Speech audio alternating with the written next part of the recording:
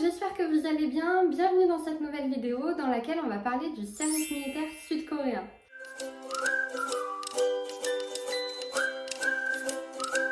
En fait, en ce moment, c'est la période d'enrôlement de certains de mes idoles favoris et c'est un sujet dont j'entends beaucoup parler, mais finalement, j'y connais pas grand-chose. Donc j'ai voulu me pencher sur la question, savoir comment ça se passait, comment c'était perçu par les Coréens et ainsi de suite. Pour info, toutes les informations que je vais vous transmettre sont des données que j'ai recueillies suite à mes recherches à travers des articles, des sites internet, dont vous trouverez les liens si ça vous intéresse en description. C'est parti! Le service militaire sud-coréen, qu'est-ce que c'est?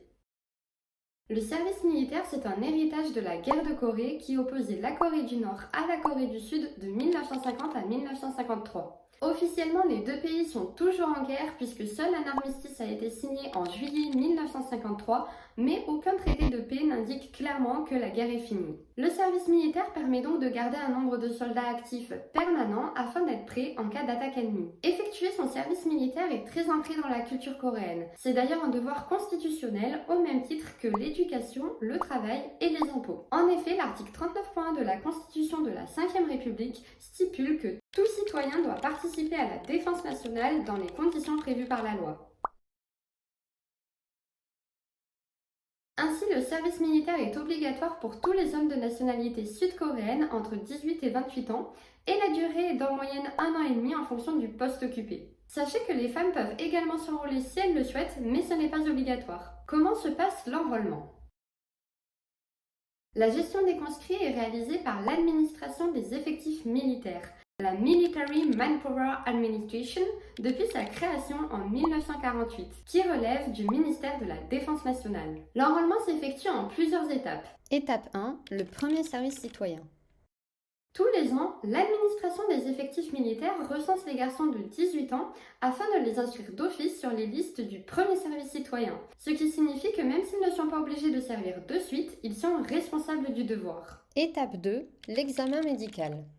Ensuite, entre 19 et 20 ans, ils doivent passer un examen médical pour savoir s'ils sont aptes au service militaire et, le cas échéant, déterminer s'ils rejoindront le service actif ou inactif. En fonction des résultats, ils se verront attribuer des grades. Du grade 1 au grade 3, ils sont considérés comme étant aptes à rejoindre le service actif, donc l'armée de terre, la marine ou l'armée de l'air. S'ils obtiennent le grade 4 ou 5, cela signifie qu'ils ont des problèmes de santé plus ou moins forts qui les empêchent de rejoindre le service actif. Ils serviront leur pays d'une autre manière en effectuant un service civique appelé service inactif. Ainsi, ils rejoindront un organisme public qui rend service à la société. Ils vont généralement travailler en tant que fonctionnaires dans les hôpitaux, l'administration, la police ou autres. À savoir que la durée du service dans l'inactif est plus longue que dans le service actif. Le grade 6 est attribué aux personnes jugées non aptes à réaliser leur service militaire.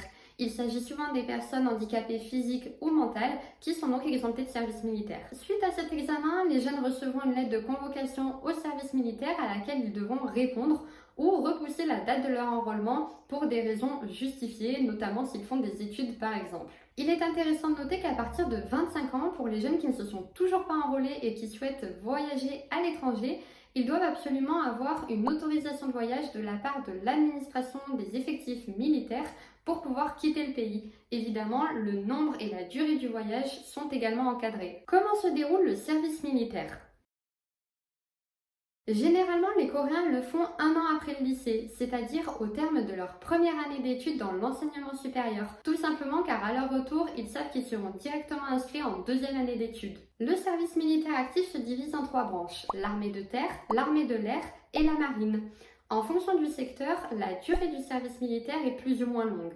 Quelle que soit la branche choisie, les jeunes recrues vont suivre un tronc commun pendant 6 semaines, pendant lequel ils vont suivre des cours sur l'histoire des deux Corées, les enjeux du service militaire et des campagnes de sensibilisation contre le harcèlement au sein des troupes. S'entraîner à être un soldat, ils vont se familiariser avec leur équipement, suivre un entraînement sportif intensif, apprendre à tirer, jeter des grenades et ainsi de suite. Et ils vont faire de longues marches de nuit avec leur équipement pour s'entraîner à être prêts à tout moment. C'est seulement au terme de ces 6 semaines d'entraînement qu'ils vont pouvoir rejoindre leur affectation. Il faut savoir qu'il y a une multitude de métiers possibles en tant que soldat. Vous pouvez être cuisinier, ingénieur, mécanicien, médecin, mais certains métiers nécessitent une certification supplémentaire. Par exemple, si vous souhaitez être chauffeur, vous aurez besoin du permis. Si vous souhaitez être médecin, vous devrez au préalable avoir validé 6 années de médecine. Aussi, en moyenne, les recrues bénéficient d'un week-end de permission toutes les 6 semaines. À la fin de leur service, ils seront automatiquement réservistes pendant 8 ans et devront continuer de suivre un entraînement militaire 3 jours par an pendant 5 ans. Le service militaire est-il rémunéré? La réponse est oui, et le gouvernement fait en sorte d'augmenter considérablement les salaires des conscrits depuis ces dernières années. Ainsi, en 2023, un soldat de seconde classe va gagner 600 000 won par mois, soit environ 410 euros, là où en 2017, il ne gagnait qu'une centaine d'euros par mois. Je vous affiche juste ici un tableau récapitulatif des soldes en fonction des grades en 2023 et en 2017. On constate bien qu'il y a une augmentation énorme des salaires, mais qu'il reste malgré tout en dessous du SMIC coréen qui est d'un peu plus d'1,7 million de won par mois, soit environ 1230 euros. Peut-on être exempté du service militaire?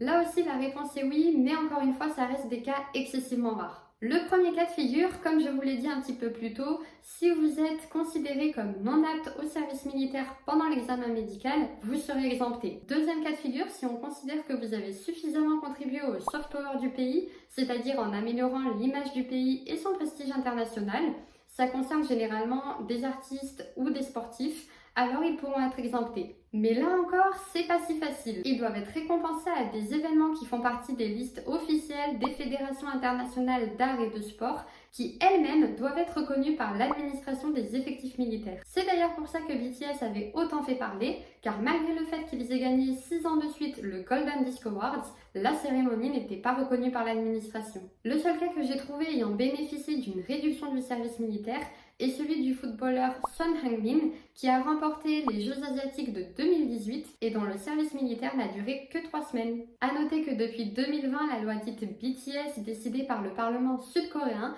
permet à tous les artistes de K-pop mondialement reconnus de repousser leur enrôlement jusqu'à leurs 30 ans et non plus leurs 28. Le troisième et dernier cas concerne ceux qui ont la double nationalité, la nationalité coréenne et la nationalité de leur pays de naissance.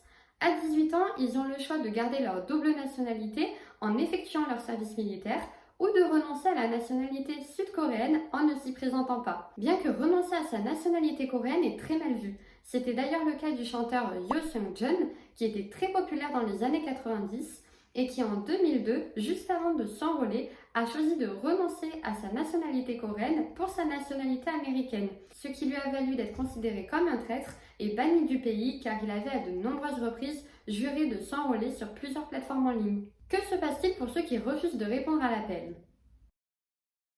Les personnes qui refusent de répondre à l'appel sans motif légitime sont affectées de force aux travaux généraux ou écopent d'une peine de prison allant jusqu'à 18 mois. Cependant, beaucoup de jeunes appelés objecteurs de conscience se sont vus écoper d'une peine de prison car ils refusaient d'effectuer leur service militaire en raison de convictions, mais étaient toutefois disposés à servir la communauté. Ainsi, depuis 2018, la Cour suprême sud-coréenne a légalisé l'objection de conscience comme motif légitime de rejet du service militaire obligatoire et de fait a mis en place un service de remplacement d'une durée de 3 ans et qui doit obligatoirement se faire en travaillant dans des prisons ou dans des établissements correctionnels. Quel semble être le retour d'expérience?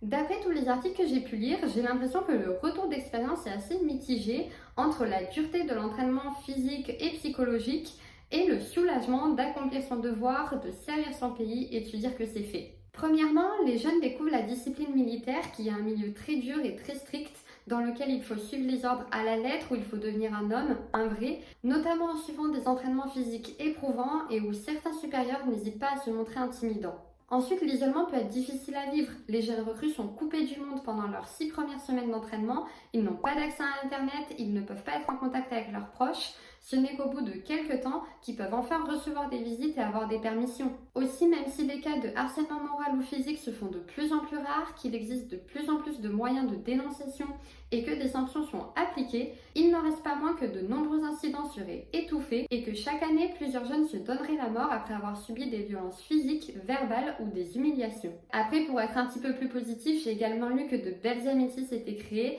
même si elles semblent un petit peu forcées car les jeunes sont tout le temps entourés des mêmes personnes, donc forcément, au bout d'un moment, il y a des liens qui se créent. Finalement, j'ai l'impression que la phrase qui ressort de manière générale, c'est c'était dur, mais c'est fait et j'ai accompli mon devoir.